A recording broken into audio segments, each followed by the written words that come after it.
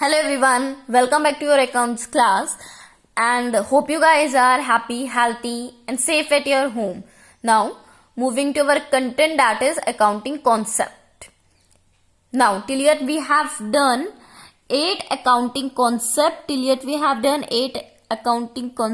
and today we will do the next accounting concept, that is full disclosure concept. Now what is full disclosure concept? Full disclosure concept क्या कहता है कि जो भी हमारे पास financial information है हम उसे दूसरी पार्टी से क्या करते हैं, शेयर करते हैं, कम्युनिकेट करते हैं. Financial statements are the only basic means of communicating financial information to all interested parties. कोई भी कंपनी के बारे में फाइनेंशियल इंफॉर्मेशन होती है जो हमें अदर पार्टी को बतानी होती है, वो हम कैसे करते हैं? हमारी फाइनेंशियल स्टेटमेंट्स के थ्रू. हमारे जो फाइनेंशियल स्टेटमेंट होती है वो हम दिखाते हैं अदर पार्टी को या फिर इंटरेस्टेड पार्टीज. अब इंटरेस्टेड पार्टीज क्या होती है?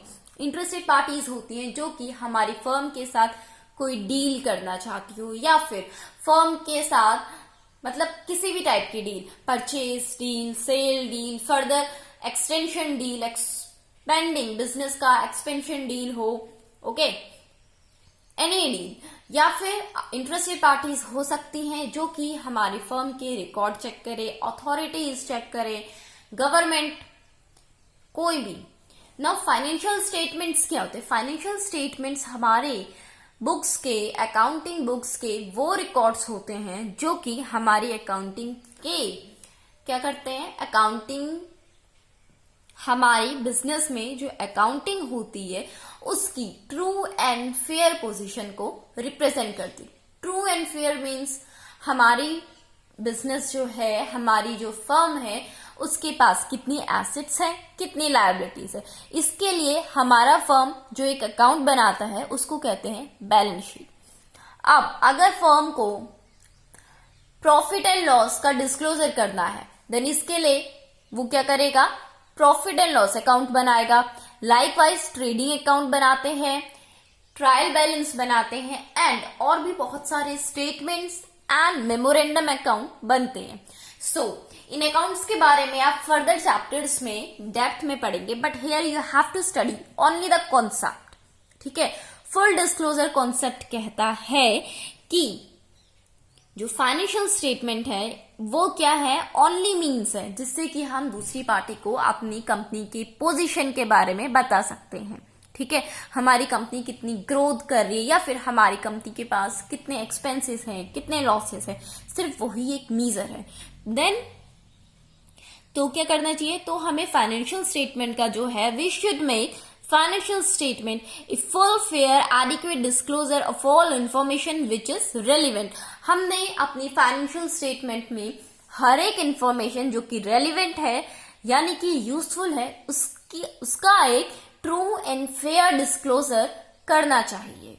ओके, वी शुड डू, इस कॉन्सेप्ट के according we should disclose every information in our financial statement.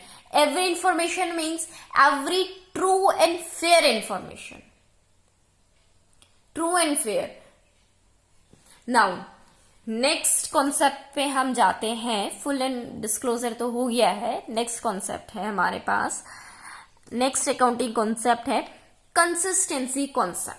Now what does the word consistency means? Consistency means to follow one concept, one method, one principle, one phenomena for years and years, for accounting years. Okay, the best example of consistency is likewise you study daily for number of hours. Okay, if you study daily for number of hours then you are consistent to your studies. But if you do not study daily, if you study quarterly, weekly or you have studied one day in a week and then you are studying second day after 2-3 weeks, then this is not a consistent study. For your good growth you need a consistent study. Likewise business को भी growth के लिए, success के लिए एक consistency का concept चाहिए. consistency का concept चाहिए. जो method वो apply करती है उस मेथड को ही फॉलो करके उसको फर्दर ईयर्स में भी अपनी अकाउंटिंग करनी चाहिए। ओके, कंसिस्टेंसी कॉन्सेप्ट ये कहता है कि the method which is applied in one accounting year should be followed consistently from one period to another. A change in any accounting policy, अगर हम अपनी accounting policy में कोई भी change करते हैं then वो हम कब करेंगे, जब certain exceptional circumstances आ जाते हैं। Only then only we should make consistency concept changes. Now, what happens? हम कंसिस्टेंसी कॉन्सेप्ट अप्लाई करने से क्या होता है, हम अपनी फर्म का बेटर पोजीशन जान पाते हैं। डिफरेंट मेथड्स होते हैं अकाउंटिंग की, वो डिफरेंट मेथड्स क्या करते हैं, जो रिजल्ट आउटकम्स निकलते हैं उन मेथड से उनमें डिफरेंस आता है। एक मेथड से प्रॉफिट माइट बी प्रॉफिट थोड़ा ज्यादा आए एंड दूसरे मेथड से थोड़ा सा कम आए। सो अगर हम अपनी मेथड्स एवरी ईयर चेंज कर देंगे देन हम अपनी बिजनेस की पोजीशन कभी भी एक्चुअल पोजीशन को कंपेयर नहीं कर पाएंगे। We would never know. Okay, ये एक इल्यूजन होगा। We will think that our business is growing, but actually क्या है, हमारे बिजनेस का जो प्रॉफिट है वो तो कांस्टेंट है, या फिर हो सकता है प्रॉफिट ना हो, डिक्रीज हो रहा हो। हमें कैसे पता चलेगा, हमने तो मेथड ही चेंज कर दिया। We have applied the method which brings out the more profit. इस तरीके से तो हमें अपनी बिजनेस की फाइनेंशियल पोजीशन की ट्रू एंड फेयर पोजीशन कभी भी पता ही नहीं चल पाएगी। So consistency concept are applied in accounting. Now consistency concept में अगर कभी भी चेंजेस करने होते हैं देन वो कब करते हैं, अगर इन अकाउंटिंग स्टैंडर्ड्स में ही चेंजेस आ जाए या फिर लॉ प्रोविजन ऑफ लॉ आए, यानी कि वो मेथड लॉ से ही बंद हो जाए। ठीक है, now the method is not used, या फिर हमारे पास कोई ऐसा मेथड हो जो कि हमारी बिजनेस में क्या करे, रिफ्लेक्ट करता हो more true and fair picture, then only we will change the method of our firm. Going to our next concept, that is conservatism concept or prudence. Now, अब ये कॉन्सेप्ट क्या कहता है, ये कॉन्सेप्ट कहता है कि हम अपने फ्यूचर के जितने भी लॉसेस हैं उनको एंटिसिपेट करेंगे। एंटिसिपेट यानी कि एस्टिमेट लगाएंगे, फाइंड आउट करेंगे, बट इनकम को कभी भी एंटिसिपेट नहीं करते हैं। Accountant should not anticipate income and should provide all possible losses.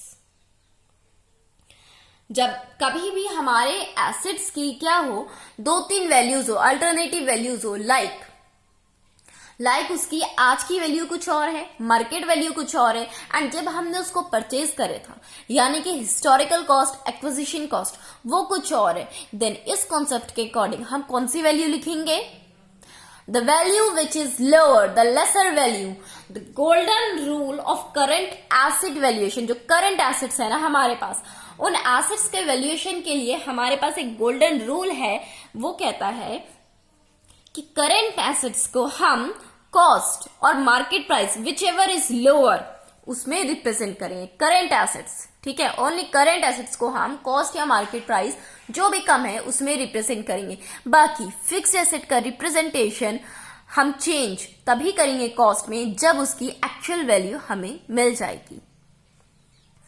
Now prudence क्या कहता है, प्रूडेंस का जो कॉन्सेप्ट है कंजर्वेटिव्स में ही प्रूडेंस है, ठीक है, या फिर इसको हम प्रूडेंस बोले या कंजर्वेटिव्स में बोले।